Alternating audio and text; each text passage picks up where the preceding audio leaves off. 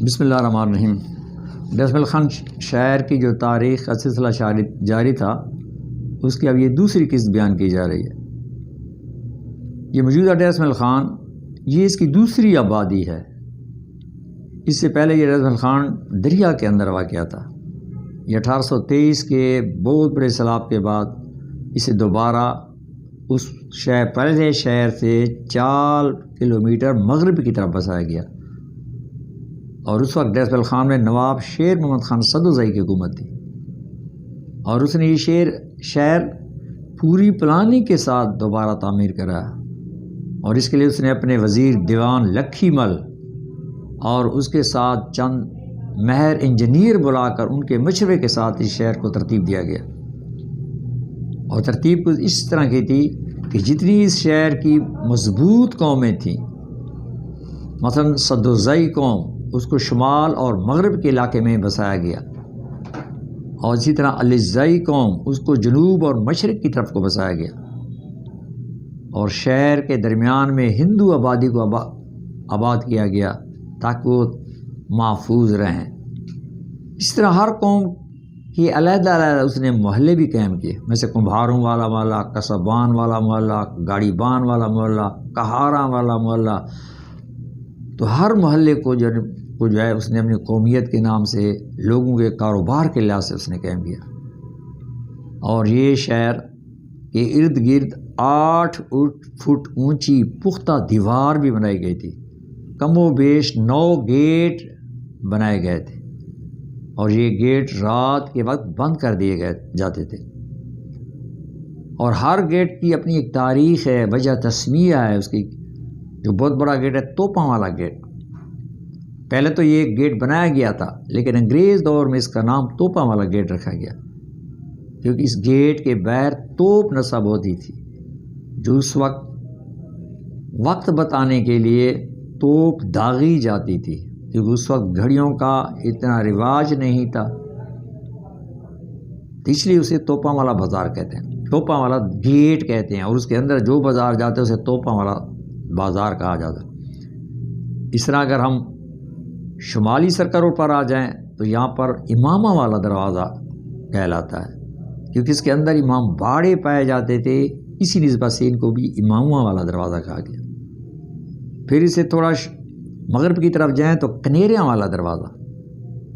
اصل میں کنیرا ایک قوم تھی جو اس زمانے میں کھجور کے پتوں سے، مزری سے بان اور رسے بنا کرتے تھے، اور چارپائیوں کو بھی بننے کا کام انہی کے ذمہ ہوتا تھا، اس لیے اس گیٹ کے اندر سارا دن وہ یہ لوگ کام کرتے رہتے تھے، اس لیے اس گیٹ کا نام ہے کنیریاں والا۔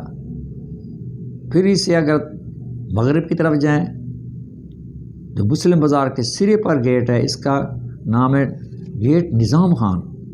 یہ خرقوانی سردار کے نام پر تھا، کیونکہ اس گیٹ کے اندر ہی خرقوانی قوم کے محلے ہیں، اس وجہ سے یہ نظام خان گیٹ کہلاتا ہے۔ اور اس کے ادھر اگر جائیں مغربی سرکل روڈ پر تو وہاں آپ کو پوندہ گیٹ جو ہے نظر آئے گا۔ یہ پوندہ قوم اخوانی قوم ہے جو تجارت کی غرض سے اسی راستے سے ڈیس مل خان شہر کے اندر داخل ہوتے تھے، اس لیے جو ہے اس گیٹ کے اندر جو بازار شروع ہوتا ہے اس کو پوندہ بازار بھی کہتے ہیں، اس لیے جو ہے یہ گیٹ اس کے نام پر ہے، پوندہ گیٹ۔ پھر اس سے مغربی سرکل روڈ اور تھوڑا جنوب کی طرف جاؤ تو لغاری گیٹ ہے۔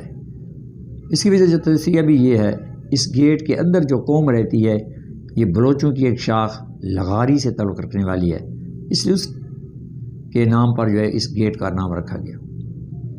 پھر اگر آپ آ جائیں اسی سرکل روڈ پر جنوب کی طرف تو پہلا جو گیٹ ہے ٹھٹھاراں والا دروازہ کہتے ہیں، ٹھٹھاراں والا گیٹ، یا اسے گیٹ مس گراں بھی بعد میں کہتے تھے۔ یہاں ٹھٹھار قوم رہتی تھی، اصل میں یہ ہندو تھے جو سارا دن پیتل، لوہا، کٹ، ان دھاتوں کو پگھلاتے تھے، کوٹتے تھے، ان سے چیزیں بناتے تھے، اس لیے جو ہے اس کو ٹھٹھاراں والا دروازہ بھی کہتے ہیں۔ اور ٹھٹھار جو ہے اپنے دور کے بڑے کہتے ہیں تناور، قدمت، بڑے کبڈی اور کشتی کھیلنے والے بھی تھے، اس کا ذکر میں آگے کروں گا۔ پھر اگر آپ آ جائیں آگے تو آپ کو پوندہ گیٹ نظر آئے گا۔ یہ پوندہ قوم اخوانی قوم ہے جو تجارت کی غرض سے اسی راستے سے ڈیس مل خان شہر کے اندر داخل ہوتے تھے، اس لیے جو ہے اس گیٹ کے اندر جو بازار شروع ہوتا ہے اس کو پوندہ بازار بھی کہتے ہیں، اور پھر اس سے مغربی سرکل روڈ پر جو مسلم بازار کے سرے پر گیٹ ہے، اس کا نام ہے گیٹ نظام خان۔ یہ خرقوانی جو ہے فقیرنی گیٹ نظر آئے گا. فقیرنی گیٹ اس لیے کہتے ہیں کہ اس کے اندر ایک فقیرنی کا مزار ہے، اس کے نام پر اس کو موسوم کیا گیا ہے. اور اسی گیٹ کے اندر ایلیمنٹری کالج بھی ہے، اور یہ راستہ پھر بازار، چھوٹے بازار تک چلا جاتا ہے. پھر اس کے بعد تھوڑا مشرقی طرف آیا تو علی زئی گیٹ، اور علی زئی بھی ڈیرہ کی بہت معتبر اور بڑی قوم ہے، تو اس کے اندر محلہ ہے، تو اس کے نام پر جو ہے اسے علی زئی گیٹ کہا جاتا ہے. پہلے چونکہ اس کی 4 دیواری تھی، لیکن انگریز کے آنے کے بعد اس 4 دیواری کو آہستہ آہستہ جو ہے اس کے ساتھ جو ہے انہوں نے سرکل روڈ بنا دیا، اور سرکل روڈ کو پختہ کرایا گیا. اور یہ زیادہ تر کام جو ہے ڈپٹی کمشنر مسٹر ٹیلر کے زمانے میں ہوا. مسٹر ٹیلر، حالانکہ پہلا ڈیس مل خان کا جو ڈپٹی کمشنر تھا وہ کارٹ لینڈ تھا، اس نے بھی اپنے دور میں کچھ کام کیا، لیکن سب سے زیادہ کام کرنے والا جو ہے وہ جو ہے میجر ٹیلر تھے، جنہوں نے اپنے دور میں سڑک کو بھی پختہ کیا، سرکل روڈ بنائے، اس کو پختہ کیا. سڑک کے ساتھ ساتھ جو ہے پھولوں کے پودے لگائے گئے، کیاریاں لگائی گئی. تمام سرکل روڈ پھولوں سے بھری ہوتی تھی، اس لیے تو کہا جاتا ہے کہ ڈیرہ پھولوں کا سیرا. ویسے نہیں کہ وہ گپ کے طور پر انہوں نے کہا ہے، حقیقت میں جو ڈیرہ میں داخل ہوتا تھا اس کو سرکل روڈ کے اوپر پھول ہی پھول نظر آتے تھے، اور اس پھولوں کی بڑی نگرانی کی جاتی تھی. یہ کریڈٹ بھی اس میجر ٹیلر کو جاتا ہے کہ اس نے شہر کی گلیوں میں کنویں لگائے تھے، جن سے ہر وقت پانی نکلتا، اور گندی پانی کی نالیوں کو کنویں کے پانی سے صاف کیا جاتا. نالیاں گندی ایسی صاف ہوتی تھی کہ اگر کوئی ایک بال بھی گر جاتا تو وہ بھی نظر آتا تھا. اور میجر ٹیلر کو یہ بھی کریڈٹ جاتا ہے کہ ڈیس مل خان اور بنو کے درمیان پہلے ایک کچا راستہ ہوتا تھا اور بڑا پیچیدہ. اس نے سب سے پہلے ڈیس مل خان اور بنو کے درمیان روڈ بنایا اور اسے پختہ کیا، اور اس سفر کو آسان بنایا. حالانکہ اس سے پہلے جو ڈیس مل خان سے بنو جایا کرتے تھے لوگ، تو بڑی ایک متل مشہور تھی سرائکی کی کہ ڈھول گیا بنو تے والا وے تمنو. میجر ٹیلر ڈپٹی کمشنر کو یہ کریڈٹ جاتا ہے، اس نے یہ روڈ پختہ بنایا. اس کے علاوہ میجر ٹیلر کے زمانے میں اور بھی بہت زیادہ کام ہوئے. اسی کے زمانے میں جی پی او جنرل پوسٹ آفس 1891 میں سرکل روڈ کے اوپر واقع ہے، یہ بھی اسی کے زمانے میں قائم ہوا. سول ہسپتال ڈیس مل خان، یہ بھی اسی کے زمانے میں 1891 میں جو ہے بنی. ہاں یہ اور بات ہے کہ حکومت کے ساتھ ساتھ بہت سے ڈیس مل خان کے لوگوں نے بھی اس ہسپتال بنانے میں کام کیا. مثلا ڈیرہ کے ہندو امیر آدمی رام داس بگائی نے اپنے ایک بلاک بنا کر دیا تھا.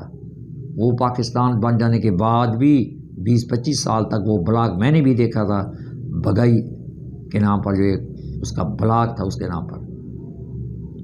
اس کے علاوہ جتنے ہائی اسکول ہیں، تعلیمی ادارے ہیں، یہ بھی انگریز دور میں بنائے گئے. مثلا سب سے پہلا ہائی اسکول جو 1863 میں محلہ حیات اللہ میں بنایا گیا، تو یہ بھی انگریز کی طرف سے بنایا گیا. ہاں اس کی دیکھا دیکھی مسلمانوں کی انجمت حمایت اسلام نے 1889 میں مسلمانوں کا بھی ایک اسلامیہ ہائی اسکول جو شمالی سرکل روڈ کے اوپر ہے انہوں نے قائم کیا تھا. اس کے علاوہ کالج 1921 میں جو کچیری سیٹ کے ساتھ ہے، جسے گورنمنٹ کالج نمبر 1 کہا جاتا ہے، یہ 1921 میں ہندو تنظیم جو نے قائم کیا تھا، اور اس کا نام تھا وی بی کالج. اس کا پہلا نام وی بی کالج تھا، اور یہ پہلے اس میں ایف اے اور ایف اے سی تک کی کلاسیں تھیں. بعد میں اس میں B A B S C کی کلاسیں بھی جاری ہو گئی. یہ اس علاقے کا واحد کالج تھا جس میں بنو، بکھر، ڈیس مل خان، بہت دور دور سے جو ہے طلباء یہاں آتے تھے اور تعلیم حاصل کرتے تھے. ہاں یہ اور بات ہے کہ 1947 کے ہنگاموں میں جہاں اور ہنگامے ڈیس مل خان شہر میں کئی آگے بھی لگائی گئیں، تھوڑا ایسی دونوں قوموں کے درمیان نفرت پھیلائی دی گئی. عوام نہیں چاہتے تھے نفرت، جیسے شر پسند عناصر تھے جنہوں نے ایسے ہنگامے، ہڑتالیں، توڑ پھوڑ کے کام شروع کیے. تو اسٹوڈنٹ نے بھی گورنمنٹ کالج نمبر 1 میں تھوڑا ہنگامہ کیا تھا، لائبریری کو آگ لگائی تھی، لیکن میں داد دوں گا اس وقت کے پرنسپل صاحب رام جو ہندو تھے، وہ کہتے ہیں نا استاد استاد ہوتا ہے، اس کو اپنے اسٹوڈنٹ سے بڑا پیار ہوتا ہے۔ رحمان بابا نے کہا تھا بغیر استاد دنیا بڑا بے وفا تھا۔ وہ اسٹوڈنٹ کے پاس ہے، اس نے کہا آپ مجھے اپنا ٹیچر مانتے ہیں؟ انہوں نے کہا یس سر۔ تو کہ میں آپ کو بات نہ بتا دوں کہ ہم تو جا رہے ہیں ادھر سے، یہ آپ لائبریری فرنیچر ان کو جلاتی، یہ تو آپ کے کام آئے گا بیٹا۔ پھر اسٹوڈنٹ نے اس کی بات کو مانا اور انہوں نے توڑ پھوڑ اور یہ چیزیں ساری ختم کر دی، اور یہ کالج آج زندہ سلامت ہے۔ اگر وہ آگے نہ آتا، وہ یہ ہمدردی نہ دکھاتا، حالانکہ وہ اسی نفرت کے جذبے میں آ جاتا کہ ہم تو ویسے بھی جا رہے ہیں تو یہ چیزیں ان کے کام کیوں ہیں، لیکن اس نے بڑا کمال سے جو ہے اپنے اس کالج کو بچا لیا۔ اس طرح کی میں ایک مثال بنوں کے ایک خان دمساس خان کے بارے میں کہوں گا کہ بنوں میں بھی اس طرح ہندوؤں کی جائیدادوں کو، ہندوؤں کے بنائی ہوئی چیزوں کو لوگ توڑ پھوڑ کر رہے تھے، اس نے بھی بنوچی قوم کو منع کر دیا تھا کہ خدا را ان چیزوں کو مت توڑو، یہ چیزیں آپ کے کام آئیں گی۔ اور جو آپ نے یہ رویہ اختیار کیا ہے، اگر ایک دفعہ آپ نے بنوں کو بگاڑ دیا تو پھر ساری زندگی یہ بنوں آپ سے اس لیول پر نہیں بن سکے گا۔ تو اس کی بات کو بھی مان لیا گیا، جس سے ڈیشنل خان اور بنوں تباہی سے بچ گئے۔ اس کے علاوہ ایک خالصہ اسکول جو سکھوں نے قائم کیا تھا 1934 میں، یہ چھوٹے بازار جب ختم ہوتا ہے تو ہائر سیکنڈری اسکول نمبر 3 کہتے ہیں، یہ خالصہ اسکول کہتے ہیں، یہ خالصہ سکھوں کا ہی نشان ہے۔ خالصہ، اکالی، سکھ، یہ جو ہے سکھوں کی یعنی پہچان ہے۔ تو یہ 1934 میں سکھوں کے دور میں یہ بنا تھا، اور کہا جاتا ہے کہ اس کا جو ہال ہے بہت بڑا ہال ہے، سامنے جائیں اس اسکول کے اندر داخل ہو جائیں، سامنے ہال ہے۔ اس ہال کے جنوب اور مغربی دروازے پر، جنوب اور مغربی کونے کے اندر گیٹ بنا ہوا ہے۔ اب تھوڑا اس کے اوپر شاید اس کو اب پلستر کر دیا ہو، لیکن پہلے وہ گیٹ جنا تھا کہ اس کے نیچے اتر کر سرنگ جاتی تھی جو اکال گل قلعے تک، جو جسے آج کل قلعہ اقبال گڑھ کہتے ہیں، مغرب کی طرف جو ہے یہاں تک جاتا ہے، کیونکہ یہ قلعہ بھی نونہال سنگھ نے 1836 میں بنایا تھا۔ تو قلعے تک اس کی سرنگ جاتی تھی، اور اس ہال کے اندر بڑا ہندوؤں یا سکھوں کا سرمن ہوتا تھا، بڑے ان کی جو ہے گرنتھ جی پڑھی جاتی تھی، کتاب پڑھی جاتی تھی۔ اس لیے انہوں نے سرنگ بنائی تھی کہ اگر ہمارے اس گردوارے کو یا ہمارے اس عبادت خانے کو کوئی تکلیف ہو یا کوئی مسئلہ بن جائے تو پھر جو ہے سکھ فوج جو ہے اس کی امداد کے لیے آ جائے۔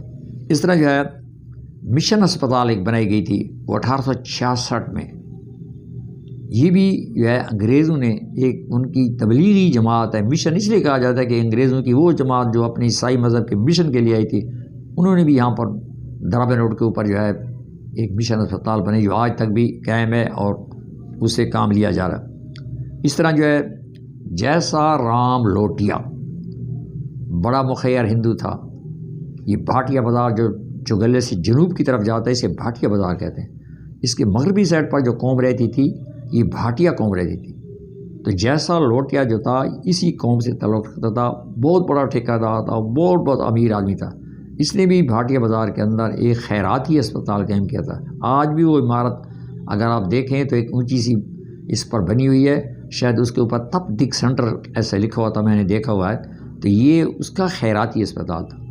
اور جیسا لوٹا وہ یہ کریڈٹ بھی جاتا ہے کہ وہ ایک دن اپنی بہن کو کیڑیا رضائی کے ساتھ محلہ ہے وہاں جمنا دیوی بہن کو ملنے آیا، تو بہن نے جب اسے کو کہا کہ بہن آپ کو کیا انعام دوں، تو اس نے کہا کہ یہاں لڑکیوں کا ایک اسکول ہونا چاہیے، اس لیے گرلز ہائی اسکول نمبر 2 جو کیڑیا رضائی میں یہ جیسا لوٹیا نے اپنی بہن جمنا دیوی کے کہنے پر جو ہے قائم کیا، جو آج تک جو ہے ہمارے کام آ رہا ہے۔ اس کے علاوہ جتنی بھی سرکل روڈ تھی اس کے ساتھ ساتھ کھیلوں کو فروغ دینے کے لیے، صحت مند ماحول ڈیرے والوں کو مہیا کرنے کے لیے بہت بڑے کھیل کے میدان بنائے گئے تھے۔ یعنی لکھا گیا ہے کہ 110 کھیل کے میدان تھے اس سرکل کے روڈ کے، ہر طرف میدان ہی میدان تھے، اور ان میں سے میں کوئی 1-2 کا ذکر کروں گا۔ مثلا ایک ہے گھڑے بن، جہاں پر آج کل ٹاؤن ہال کے ساتھ رحمانیہ ہاسپٹل بنا ہوا ہے، یہاں گھڑے بن اس کو کہتے تھے۔ اس میں ہندو اپنی رسم بھی پوری کرتے تھے، اور ایک بہت بڑا والی بال کا جو میچز جو ہے یہاں ہوتے تھے، بہت بہترین میدان تھا، اس کی 4 دیواریں تھیں۔ میں نے تو اس کا جو مشرقی دیوار کے ساتھ گیٹ تھا، اس گیٹ کی جو نقش نگاری تھی، میں جب بھی وہاں سے گزرتا اس میں کھو ہی جاتا۔ میں کہتا ہوں کہ سومناتھ کے مندر کی وہ خوبصورتی نہیں ہوگی جتنی اس گیٹ کی خوبصورتی ہے، گلکاری اس پر کی گئی تھی۔ تو یہاں والی بال کے میچ ہوا کرتے تھے، اور یہ میچ کیا تھے کہ یہ بھی ایک بھوانی داس پپلانی جو مندرا کا رہنے والا ایک ایڈوکیٹ تھا، یہ اس نے ڈیسمل خان کے اندر کھیلوں کے ٹورنامنٹ منعقد کرنے کا پروگرام بنایا تھا تاکہ ڈیرے والوں کو ایک صحت مند ماحول ملے، اور ہر سال کھیل ہوا کرتے تھے اور پورے برصغیر سے ٹیمیں یہاں کھیلنے کے لیے آتی تھیں، اور اس کی سرپرستی بھوانی داس ایڈوکیٹ تھے جو مندرا موزہ کے رہنے والے تھے۔ اس نے یہ کھیل شروع کیے تھے، اور بہت بڑے یعنی مقابلے ہوتے تھے، والی بال کی اچھی اچھی ٹیمیں، لوگوں کو بہت اچھے میچز ملتے تھے، فٹ بال کے میچز اور فٹ بال کے میچز۔ یہ آپ اگر ایلیمنٹری کالج دیکھیں فقیرنی گیٹ کے اندر، تو اس کے جنوب کی طرف سے لے کر سرکل روڈ تک یہ بہت بڑا میدان ہوتا تھا، یہاں جو ہے مختلف قسم کی گیمیں ہوتی تھی۔ اس کے علاوہ اکھاڑوں میں جو ہے ایک بھاٹیا بازار کے اندر جو تھا ایک اکھاڑا تھا ہندوؤں کا، ٹھٹھارا والا دروازے کے اندر، جس کو جو ہے ٹھٹھارا والا جو ہے اکھاڑا کہتے تھے، اور جہاں کے ایک مشہور پہلوان بھی تھا پیڑا رام ٹھٹھار، جو ہندو تھا، بڑا باڈی والا تھا، لیکن وہ بڑی اچھی کشتی اور بڑی اچھی جو ہے کبڈی کھیلتا تھا۔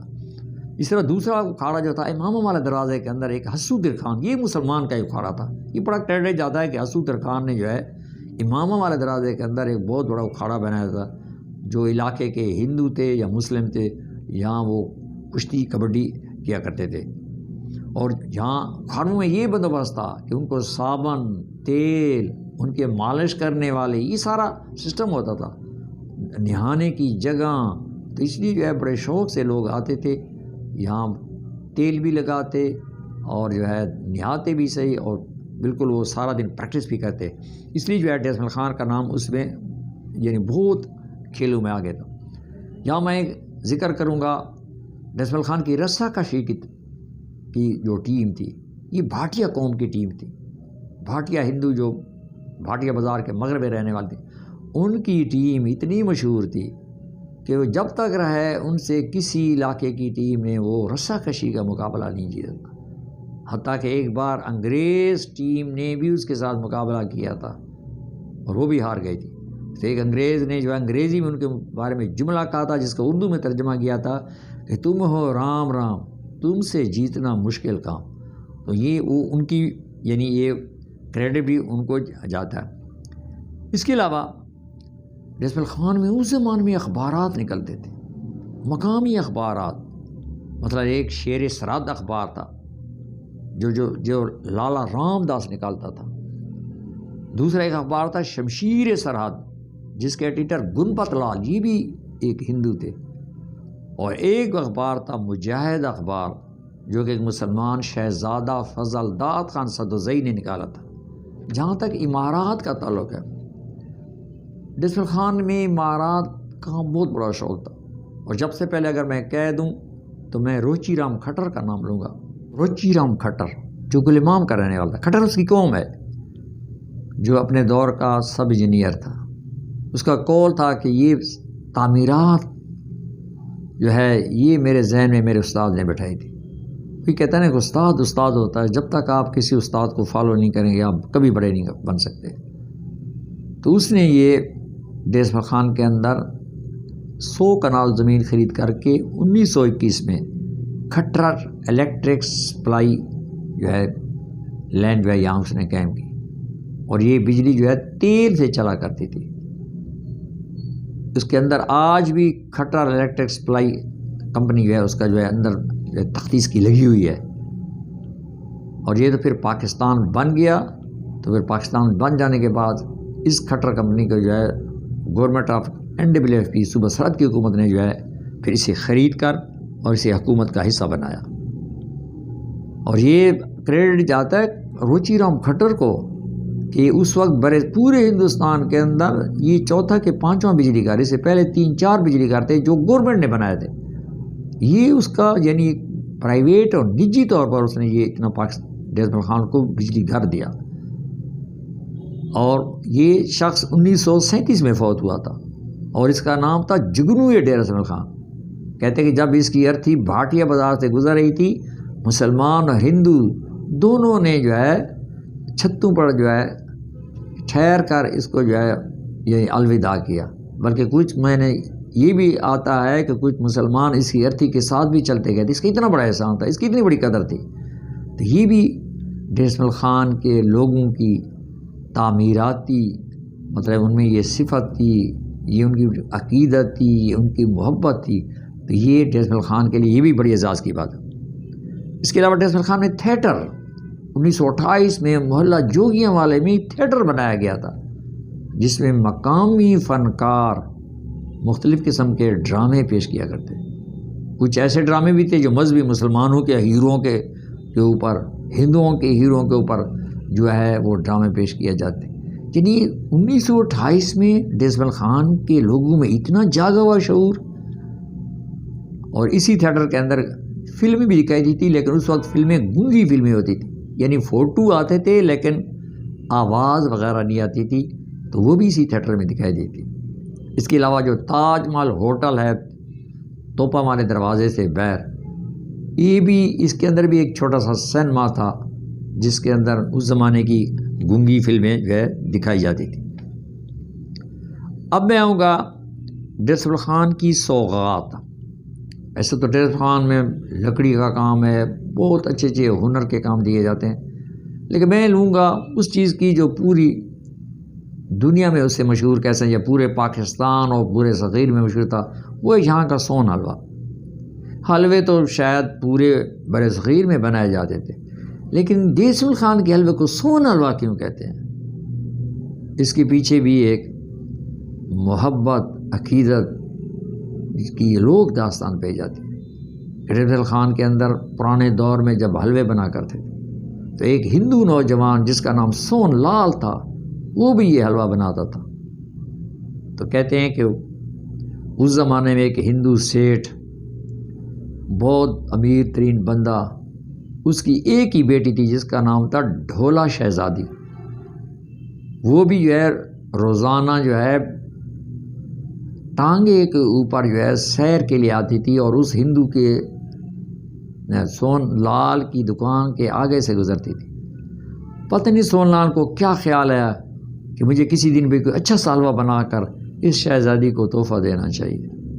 تو ایک دن اس نے بڑے چاؤ سے بڑا خوبصورت سون حلوہ بنایا اور بنا کر اس کے جو ہے ٹکڑے کیے اور ڈبے کے اندر اسے رکھا اور شہزادی کے انتظار میں بیٹھ گیا.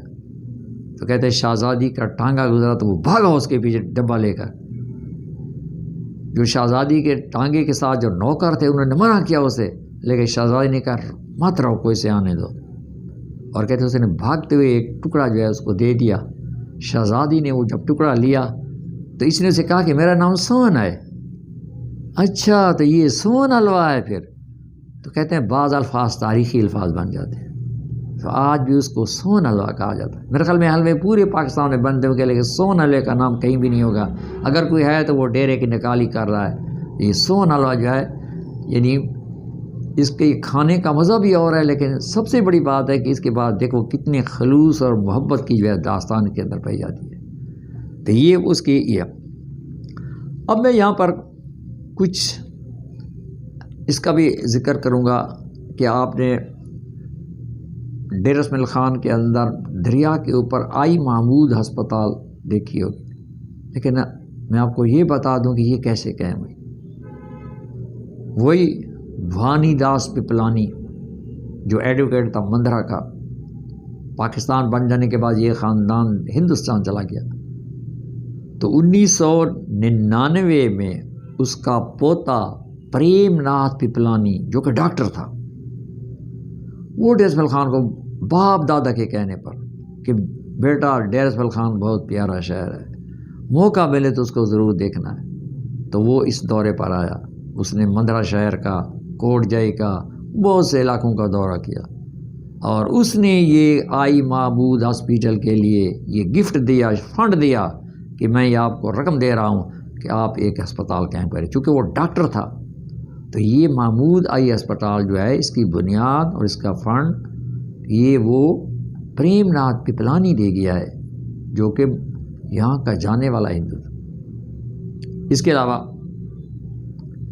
رام داس بگائی جو ڈیر اسماعیل خان کا جج تھا، ایڈوکیٹ تھا، جج ریٹائر تھا، بڑا مخیر، جس میں یعنی سول ہسپتال بنانے میں اسی کا ہاتھ تھا، ڈیرہ میں کالج جو ہے قائم کرنے میں اسی کا ہاتھ تھا، ڈیرہ میں سب سے بڑی ٹرانسپورٹ بگائی ٹرانسپورٹ اس کی تھی، جو ڈیرہ سے بنو تک چلتی تھی۔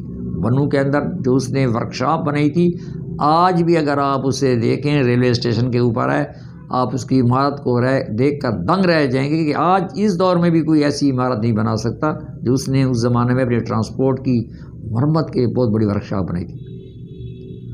اس کی جو ہے وہ جب یہاں سے گیا، وہ تو لاکھوں کنال زمینوں کا مالک تھا، لیکن وہاں جا کر اسے چونکہ وہاں پر زمین تھوڑی چھوڑ کر آئے تھے، تو اس کو تھوڑی 800 کنال زمین ملی، اور اسی زمین کے اوپر اس نے جو ہے اسماعیل آباد کے نام سے ایک شہر آباد کیا، اور اس نے اعلان کیا تھا کہ جو ہندو ڈیر اسماعیل خان سے رکھتا ہے وہ میری زمین میں آ کر اس کو پلاٹ مفت ملے گا۔ تو اس نے اسماعیل آباد کے نام سے وہاں پر ایک اپنی نئی بستی بسائی، اور اس نے پہلا پبلک اسکول کھولا جو آج تک ڈیر اسماعیل خان پبلک اسکول سے کہا جاتا ہے۔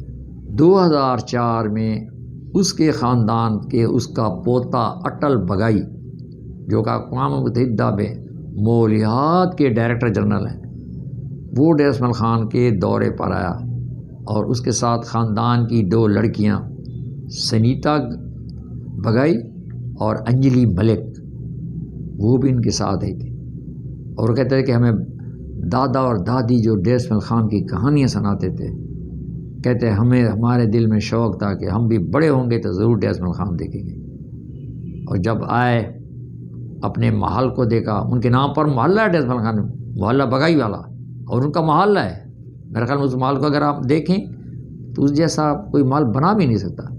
میں نے اسے دیکھا ہوا ہے، اندر جو اس کی فیسلٹی تھی، اس کی فیسلٹی کو دیکھ کر کہتے کہ پتہ نہیں اس دور میں ان میں کیا تعمیراتی ذہن تھا، پتہ نہیں وہ انہوں نے انجینئر کہاں سے لائے تھے، یہ فن تعمیر انہوں نے کیسے یعنی یہاں استعمال کیا ہے۔ تو انہوں نے اپنے ان مکانات کو بھی دیکھا، بہت سیر بھی کی، اور جب وہ ڈیر اسماعیل خان دریا پر گئے تو دریا کے اوپر جب ہم کوڑا کرکٹ اور گند دیکھا تو کہتے ہیں کہ وہ رونے کے قریب آ گئے۔ اس نے کہا کہ ہم جب ادھر سے روانہ ہو رہے تھے تو ہمارے ماں باپ نے کہا تھا بیٹا وہاں دریا پر جانا ہے تو اس کی طرح منہ کر کے پیشاب نہیں کرنا ہے، اس کا پانی بڑا پوتر ہے، بڑا پاک و صاف پانی ہے۔ کہتے ہیں ہمیں تو افسوس ہے کہ آپ نے اسے گند بنا دیا ہے۔ تو کہتے ہیں ڈیر اسماعیل خان والے جتنے لوگ تھے، کہتے ہیں ہم ان کے سب کے شرم سے جو ہے سر جھک گئے۔